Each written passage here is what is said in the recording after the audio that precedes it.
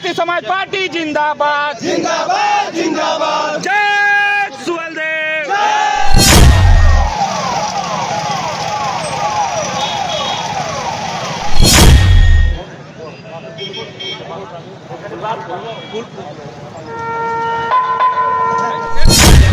इस देश को लोकतांत्रिक देश नहीं कहा गया था, तो उस समय भी विदेशी आक्रांताएं आकर के यहाँ पर आक्रमण करते थे, बाहरी आक्रमण होता था, तमाम लोग शहीद भी होते थे।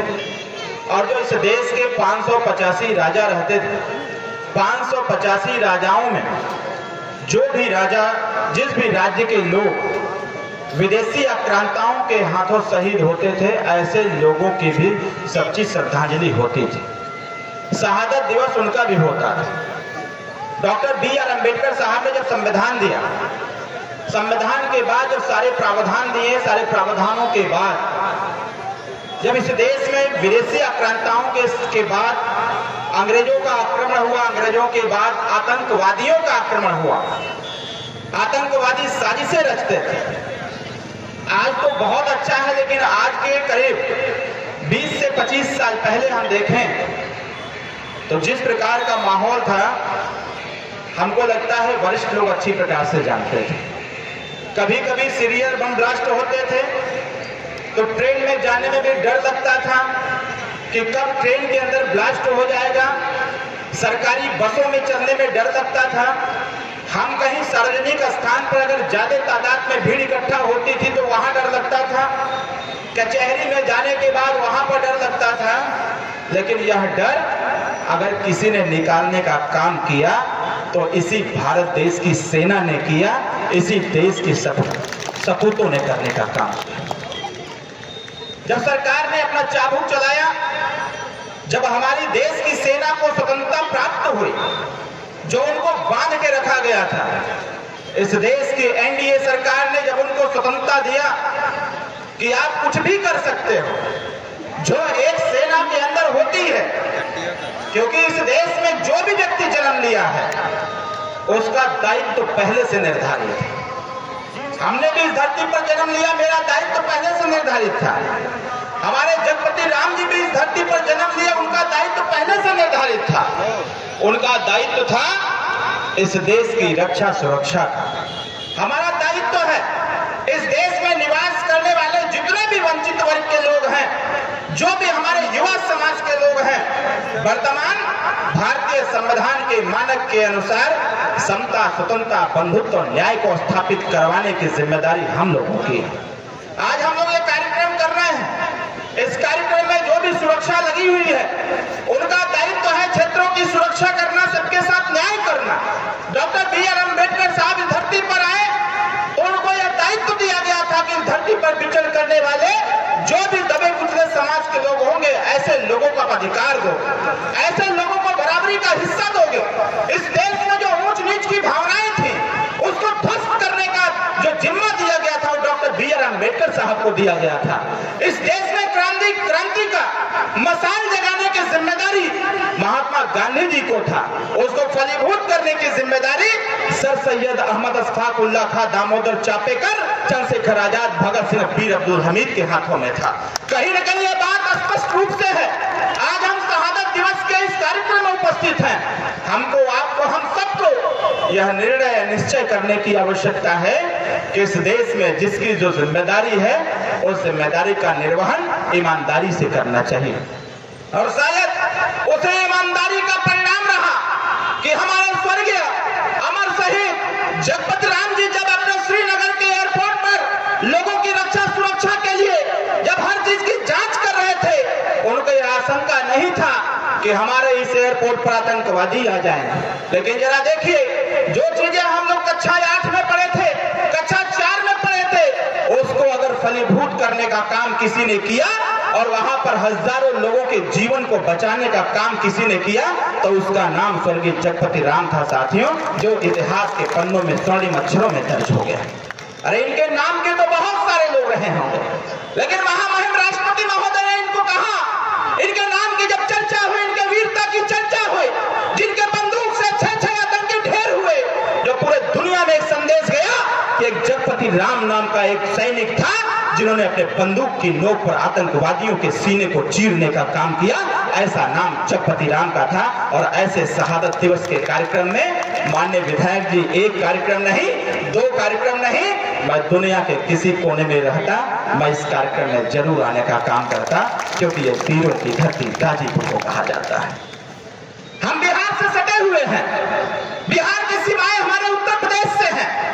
बिहार में अगर देखा जाए तो सबसे ज्यादा IAS और IPS बिहार में होते हैं। और सबसे ज्यादा अगर हम देखें एयरफोर्स में देखें, वायुसेना में देखें, थल सेना में देखें, अगर हम CRPF में देखें या फिर आर्मी में देखें या BSF में देखें, अगर सबसे ज्यादा कहीं के रहने वाले लोग हैं तो गाजीपुर और बलिया के नौजवान साथी हैं।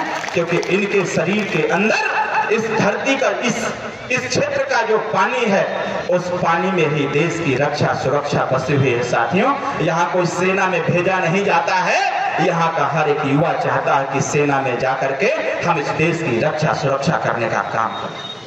हम सब लोग यहाँ पर उपस्थित हैं। इसको मातृभूमि कहा जाता है। इस देश की माताएं वीर बच्चों को जन्म देती हैं। आज राजनीति में हम लोग हैं। हमारे माननीय विधायक जी ने कहा कि इस मंच पर जो मुख्य अतिथि हैं वो PhD किए हुए हैं। PhD किस बात की? मैं अपने PhD का जो मैंने रिसर्च किया है, 1 नहीं 2 PhD मैंने किया है। Net qualify, JRF qualify, MPhil किया हूं, PhD डबल PhD किया हूं। लेकिन उसका 1% भी मैं राजनीति में यूज नहीं करता हूं, क्योंकि जो सब कुछ मैं देखता हूं उसी के आधार पर मैं स्वतः से नियम बनाता हूं और उसी चीज को फॉलो अप कराने का काम करता हूं। आज साथियों, जिस प्रकार से आज देश की रक्षा सुरक्षा के लिए अभी हम लोग इंस्टाग्राम पर जाते हैं, इंस्टाग्राम पर तमाम ऐसे रील्स आते हैं। अभी 26 जनवरी आने वाला है। 26 जनवरी के पहले ये देश प्रेम सबके मन और मस्तिष्क में रहेगा। कोई इस भारतीय झंडे को अपने गाड़ी में लगाएगा, कोई अपने सीने पर एक बिल्ला लगा के चलेगा। 26 जनवरी के बाद 27 जनवरी आएगा। 27 जनवरी को देश प्रेम नहीं दिखता है साथियों, लेकिन इस देश की सीमाओं के पर जो खड़े हुए लोग हैं उनके लिए हर दिन 26 जनवरी और 15 अगस्त होता है साथियों। हर दिन 15 अगस्त और 26 जनवरी होता है, क्योंकि उनके मन में, उनके मस्तिष्क में बस एक ही बात है, अगर हमसे कोई चूक हुआ तो पूरा भारत देश खतरे में पड़ जाएगा। यहाँ तो माताएं और हमारे पिता अपने बच्चों की रक्षा करते हैं, और वही माता जिस लाल को जन्म दिया है, जब वो लाल सीमा पर खड़ा होता है तो उसी माँ की रक्षा करता है जो माँ अपने बच्चे की रक्षा करती है। इसलिए इस भारत भूमि की रक्षा के लिए हम सब लोगों को आगे आना चाहिए। इस भारत भूमि के उद्धार के लिए हमको, आपको सबको आना चाहिए। अभी कुंभ का महापर्व चल रहा है प्रयागराज में कुंभ का महापर्व चल रहा है। वहां का क्या नजारा है, अगर वहां के बारे में अध्ययन किया जाए, देखा जाए, दूर दूर से लोग, 7 देश के लोग, पूरी कैबिनेट, पूरी सरकार लेकर के कुंभ में आ रहे हैं। और कुंभ में यही हमारे जगपति राम जैसे हजारों लोग उस कुंभ में आने वाले करोड़ों लोगों की रक्षा सुरक्षा करने की जिम्मेदारी ले रखे। मैं आज के इस शहादत दिवस के अवसर पर मैं आप सब लोगों को बहुत बहुत धन्यवाद देता हूं कि आपने अपना भरपूर समय दिया। हम माताओं को धन्यवाद देते हैं कि आपने सुबह 10 बजे से यहाँ बैठ करके इस शहादत दिवस कार्यक्रम को सफल करने का आपने योजना बनाया और सफलतापूर्वक इसको आप संचालित भी कर रहे हैं। मैं पत्रकार साथियों को भी धन्यवाद देता हूं कि कहीं यह नाम गुमनाम न हो जाए, इसलिए पत्रकार साथियों को भी आग्रह करूंगा कि जगपति राम जी ने जो एक अपना श्रीनगर एयरपोर्ट पर जो अपना काम किया था, जो अपना योगदान दिया था, अपने बंदूक की गोली से 6 आतंकवादियों को ढेर किया था, इनको फिर से कल के अखबारों में, कल की सुर्खियों में लोग पढ़े, इस गाजीपुर के लोग, ताकि उससे प्रेरणा ले कि जगपति राम हमको बनना है। जिस प्रकार से आज का हर एक युवा कहता है कि हमें भगत सिंह, स्वामी विवेकानंद, चंद्रशेखर आजाद बनना है।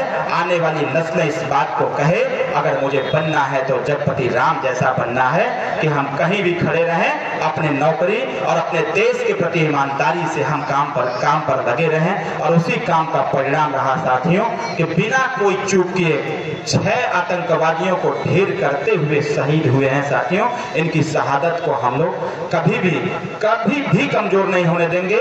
आने वाले समयों में हम तो आग्रह करेंगे आयोजक साथियों से, ऐसे ही हर साल जब भी 16 जनवरी का दिन आवे तो गाजीपुर में जगपति राम जी का नाम जरूर लिया जाए। मैं आग्रह भी करूंगा और पत्र भी लिखूंगा यहाँ के कप्तान साहब को और यहाँ के पुलिस प्रशासन को भी पत्र लिखूंगा कि हर 26 जनवरी या 15 अगस्त को जो भी शहीद इस गाजीपुर जनपद में हुए हैं उनके परिवार को बुला करके पुलिस लाइन में 15 अगस्त के दिन जरूर सम्मानित करने का काम करें, ताकि ऐसे लोगों की शहादत कभी बेकार न जाए।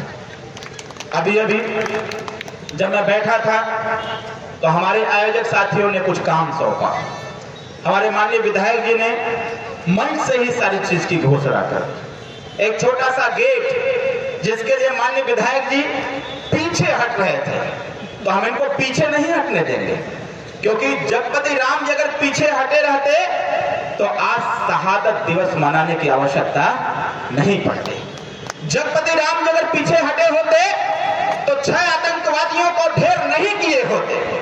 जगपति राम जी ने डट करके सामना किया और डट करके सामना करने का परिणाम रहा कि मरणोपरांत देश के महामहिम राष्ट्रपति महोदय ने उनको पदक देकर के सम्मानित करने का काम किया।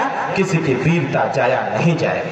मैं माननीय विधायक जी से आग्रह करूंगा, आग्रह का आदेश देता हूं माननीय विधायक जी को, ये विधायक आपके हैं, सुहेलदेव भारतीय समाज पार्टी के हैं, आपके एक एक वोट के वजह से माननीय विधायक हैं। माननीय विधायक जी, अगर पैसा विधानसभा में कम होगा तो पैसा हमसे लेने का काम करिएगा। आपके क्षेत्र के विकास में कोई कमी नहीं रह जाए, इसके लिए 10 लाइट नहीं, आप कम से कम इस क्षेत्र में 1000 लाइट और देने का काम करें।